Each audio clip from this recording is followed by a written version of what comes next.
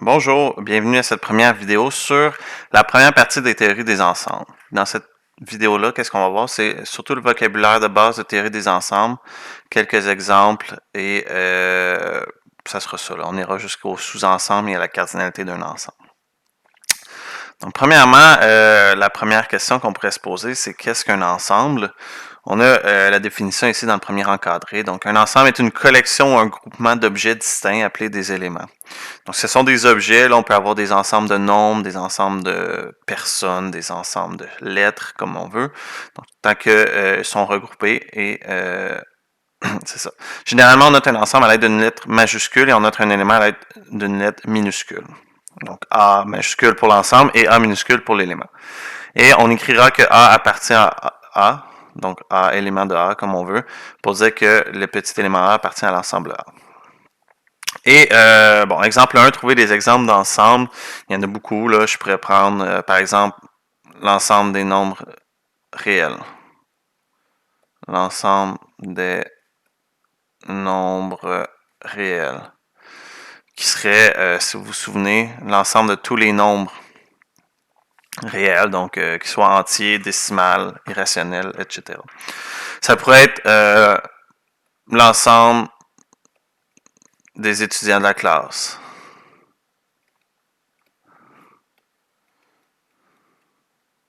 Que je pourrais nommer E majuscule pour étudiant. Ou l'ensemble des voyelles de l'alphabet. Des voyelles que je pourrais appeler V majuscule, etc. Fait que là, des ensembles, on peut en avoir autant qu'on veut. Là. Pour l'instant, c'est tout simplement une collection d'objets. Il y a deux façons de décrire un ensemble. Donc, c'est-à-dire de décrire les éléments qu'il pourrait avoir dans l'ensemble. La première, c'est la définition en extension. C'est la définition qui nous dit, pour décrire l'ensemble, on fait juste énumérer tous les éléments. Fait que c'est ça qui est écrit ici. L'ensemble A serait entre accolades ici, et on énumère tous les éléments. Les trois petits points veut dire que s'il y en a une infinité, là, on met les trois petits points de suspension. Donc, je vais passer directement à l'exemple 2, l'ensemble des voyelles de l'alphabet. Donc, l'ensemble des voyelles de l'alphabet, V majuscule pour voyelle, c'est le nom, et on y va A, E, I, O, U, Y. En B, l'ensemble des nombres naturels inférieurs à 100, fait que là, je vais l'appeler A. Puis, un nombre naturel, donc c'est un nombre qui est entier et qui est positif. Le 0 est inclus, là. Donc 0, 1, 2, 3, etc. Inférieur à 100, donc juste dire qu'on va arrêter à 99. Fait que les points de suspension, je n'ai mis 4, un trou. Donc, les points de suspension peuvent être au milieu là, de notre énumération. Finalement, l'ensemble des nombres entiers. L'ensemble des nombres entiers, on le dénote avec un Z, avec une double barre ici. Et c'est tous les nombres qui sont entiers, qui sont positifs ou négatifs. Fait on peut écrire trois petits points pour dire qu'il y en a une infinité négative, puis on continue comme ça. Là. Moins 2, moins 1, 0, 1, 2, et trois petits points. Là. Donc ça, c'est la première façon, donc la définition en extension. La deuxième façon de décrire un ensemble, c'est la définition en compréhension. Cette définition-là est surtout utile quand il y a un lien commun entre tous les éléments. Puis c'est la façon qu'on va l'utiliser, c'est-à-dire on nomme ce lien commun-là, ou cette propriété-là. Pour ça, s'il y a plusieurs propriétés, on va souvent les connecter avec les opérateurs et, ça ici ça veut dire et les opérateurs ou, ça veut dire ou. Quand je mets l'opérateur et, ça veut dire que tout ce qui est lié avec le et doit être à la fois respecté. Quand je lis le connecteur ou, c'est un ou plusieurs des éléments que je connecte doivent être respectés. Puis, on va utiliser le symbole à barre qui se lit tel que. L'exemple 3, donné en définition en compréhension des ensembles suivants, l'ensemble des nombres naturels inférieurs à 100. Moi, ma façon que je procède, donc, je vais l'appeler A, cet ensemble-là. On commence par dire que choisir une lettre. Cette lettre-là va désigner, un peu comme dans la définition ici, ça sera quoi mes éléments. Moi, cette lettre-là, je vais l'appeler X. Et je vais directement dire fait partie de quel ensemble de nombres? Soit des nombres naturels, entiers, réels. Comme ça va nous donner une bonne idée de ce qui est. Fait que là, nous, on veut avoir des nombres naturels. Fait que je dis naturel. Fait que là, je vais dire, bon, j'ai des nombres naturels, tels que, là-bas, et là, je donne les descriptions. Fait que là, inférieur à 100, donc x est inférieur à 100. Et ça, c'est la définition de compréhension. On aurait pu dire, donc, A, c'est les éléments des x, tels que x est un nombre naturel. Donc, on aurait pu le mettre à droite, cette condition-là, et x est inférieur à 100, comme ça. Je préfère le faire comme j'ai fait en premier, c'est plus clean à mon avis. B, donc c'est l'ensemble qui contient 1, 2, 3, 4, 5. Ce sont des nombres naturels, 1, 2, 3, 4, 5. Fait que je vais dire, ben, ce sont des nombres naturels, tels que, et là je vais dire qu'ils sont entre 1 et 5. Donc 1 est plus petit ou égal à x, plus petit ou égal à 5. Évidemment qu'il y a plusieurs façons de l'écrire. Là, je pourrais dire 0 strictement plus petit que x, strictement plus petit que 6, quelque chose comme ça. Là. En C, donc en C, ce qu'on voit, c'est que ce sont des nombres qui sont impairs. 1, 3, 5, 7, 9, 11. Encore une fois, ce sont des nombres qui sont positifs et entiers, donc on va les mettre dans les naturels. Tels que x est impair. Là, on a deux choix. Soit on l'écrit en mots, x est impair. Ou soit qu'on donne la définition mathématique de qu'est-ce qui est impair. Donc, comment qu'on sait si un nombre est impair? Ça, on va les revoir plus tard, là, plus en détail, les nombres pairs impairs. Si un nombre est impair, c'est qu'on peut l'écrire comme 2 fois quelque chose plus ou moins 1. Donc, moi, je vais dire x est égal à 2k plus 1. Et k élément, là je manque de place, des naturels. Je vais l'écrire en dessous. Là. Et k élément des naturels.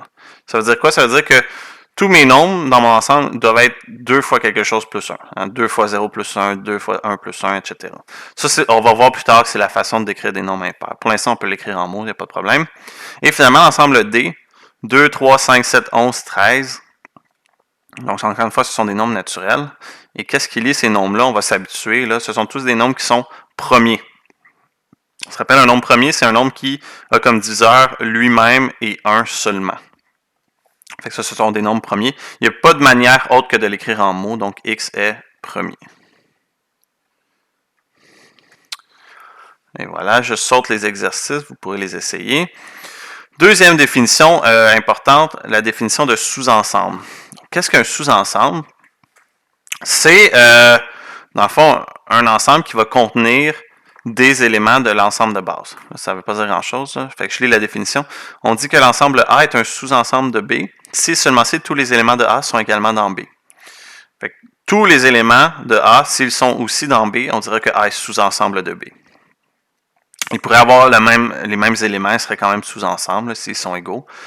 Si on veut spécifier qu'ils ne sont pas égaux, on peut mettre la notation avec le symbole sans la barre en bas. C'est rare qu'on va utiliser ça, là, honnêtement. Et finalement, l'ensemble vide, noté 0 et une barre, est sous-ensemble de tous les ensembles. Exemple 4. Soit l'ensemble X est un étudiant de la classe, donner deux sous-ensembles de l'ensemble A. Fait que je pourrais prendre l'ensemble B. Là, on n'est pas en classe, je n'ai pas vos noms devant moi, mais je pourrais dire B, ça serait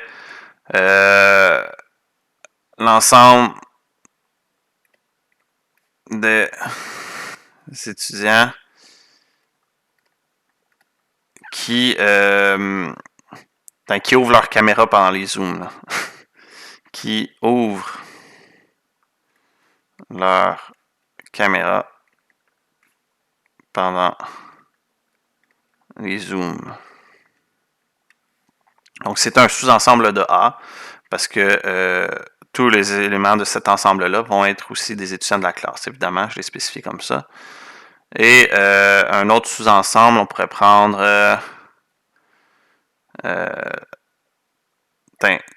l'ensemble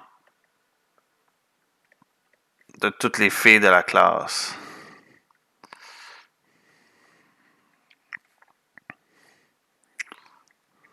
Qui serait aussi un sous-ensemble. Évidemment que l'ensemble vide est aussi un sous-ensemble s'il n'y a pas de filles dans la classe. Exemple 5. Donc ça va être un exemple typique, là, le genre de problème qu'on va avoir souvent. Soit les ensembles suivants. Là, c'est la première fois qu'on voit ça, l'ensemble universel. C'est quoi? C'est dans un problème, on spécifie c'est quoi l'ensemble universel. Donc ça serait l'ensemble qui... on a seulement des nombres qui proviennent de cet ensemble-là pour faire notre problème. C'est comme notre univers pour ce problème-là. On ne peut pas choisir des nombres qui sont ailleurs. Puis, notre but, c'est de déterminer, on a tout le temps une paire de deux ensembles, si A est sous-ensemble de B, B est sous-ensemble de A, ou s'ils sont égaux. Donc, la première chose que je vais faire pour nous aider, je vais écrire c'est quoi l'ensemble U. Donc, ce sont des nombres naturels qui sont entre 2 et 10. C'est simple, là. 2, 3, 4, blablabla, 9, 10. Donc, ce sont tous les nombres naturels entre 2 et 10. Puis, ce que je vais faire, c'est que pour chacune des paires d'ensemble, je vais les énumérer. Là. Ça va être plus facile pour savoir s'il y a des sous-ensembles ou pas. Fait que là, en A, l'ensemble A, c'est les ensembles de X tels que X est impair. Fait que je vais aller dans mon ensemble universel, je vais regarder tous les nombres impairs. Il y a 3, 5, 7 et 9. En B, donc, c'est l'ensemble des nombres qui sont des multiples de 3. Encore une fois, je regarde dans mon ensemble universel. Les multiples de 3, j'ai 3, 6 et 9. Est-ce que tous les éléments de A se retrouvent dans B? La réponse est non. Est-ce que tous les éléments de B se retrouvent dans A? Non plus. Donc, aucun des choix ne s'applique. Là. Fait que je vais juste écrire aucun ici. Personne n'est sous-ensemble de l'autre. En B, l'ensemble A, ce sont les X tels que X est pair. Donc, ici, j'ai 2, 4, 6, 8 et 10. Donc, les nombres pairs. En B, j'ai les éléments X tels que si je les mets au carré, c'est pair. Fait qu'on va les essayer. 2. Si je mets 2 au carré, ça donne 4. Est-ce que 4 est pair? La réponse c'est oui. Donc 2 fait partie de l'ensemble. Je continue. 3. 3, quand je le mets au carré, c'est 9. Est-ce que 9 est pair? Non, je ne le mets pas dans l'ensemble. Par la suite, 4. 4 au carré, c'est 16. 16 est pair, donc je peux mettre 4 dans mon ensemble.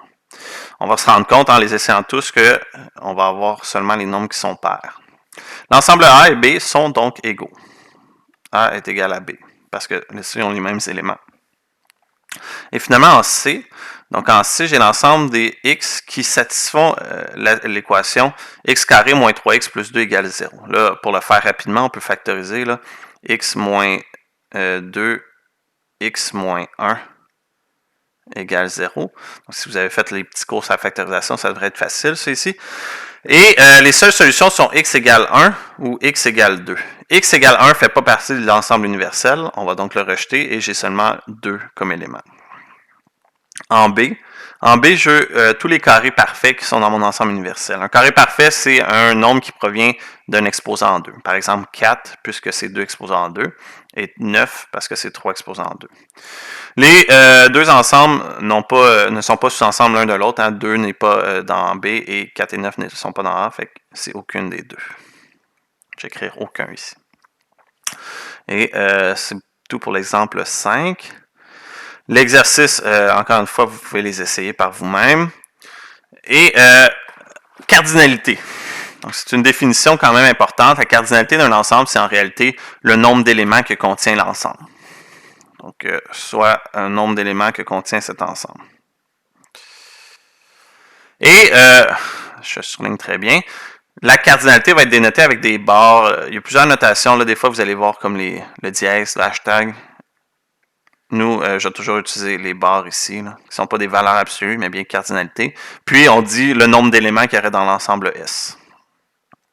Deux petites remarques. On dit qu'un ensemble est fini si un nombre fini d'éléments, et un ensemble est infini si on ne peut pas compter ces éléments. Donc, il y en aurait beaucoup, il y en aurait trop. Exemple 6, l'ensemble des voyelles de l'alphabet. On veut seulement les cardinalités.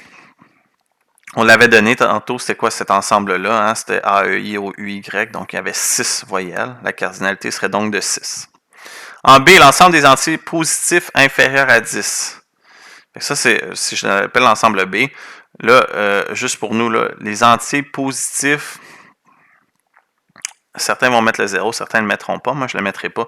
Étant donné qu'il spécifie positif, en même temps on pourrait le mettre. Donc moi je vais mettre 1, 2, 3, 4, 5, 6, 7, 8, 8 et 9. Là, encore une fois, c'est un petit peu ambigu. Là. Il n'y aurait pas d'ambiguïté si on veut mettre le 0 ou pas. Là. normalement. Fait qu'il y a 9 éléments dans cet ensemble-là. La cardinalité serait donc de 9. Et finalement, l'ensemble A, 1, 1, 2, 3, 2, un ensemble ne contient pas de doublons. Fait que quand vous voyez ça décrit, là, c'est faux. Il faudrait réécrire 1, 2, 3. Donc, il n'y a aucun doublon pour un ensemble. La cardinalité de A serait donc de 3. En D, l'ensemble A qui contient seulement l'élément A, donc ici, la cardinalité est de 1. Et finalement, en E, j'ai l'ensemble qui contient A et l'ensemble A. Un ensemble peut être un élément. Hein, ici, j'ai un élément, deux éléments. Donc, la cardinalité de l'ensemble A, c'est 2. Même si un de ces éléments est aussi un ensemble. Une autre définition, donc l'ensemble des parties. L'ensemble des parties, c'est l'ensemble de tous les sous-ensembles. On va le surligner. Hein, l'ensemble de tous les sous-ensembles de S. Fait que là, pour déterminer l'ensemble de parties, il faut déterminer tous les sous-ensembles. C'est ça que la définition ici. Là. P de S, c'est l'ensemble des parties de S. C'est l'ensemble des A tel que A est un sous-ensemble de S. Fait que ça veut juste dire, dans l'ensemble des parties, je mets tous les sous-ensembles possibles. Fait que trouver l'ensemble des parties des ensembles suivants. L'ensemble des parties de A. Et là, on va énumérer tous les sous-ensembles de 0, 1, 2. Fait qu'un sous-ensemble, je pourrais avoir seulement l'élément 0. Hein, parce que tous les éléments de ça appartiennent dans A. Je pourrais avoir seulement l'élément 1. Je pourrais avoir seulement l'élément 2.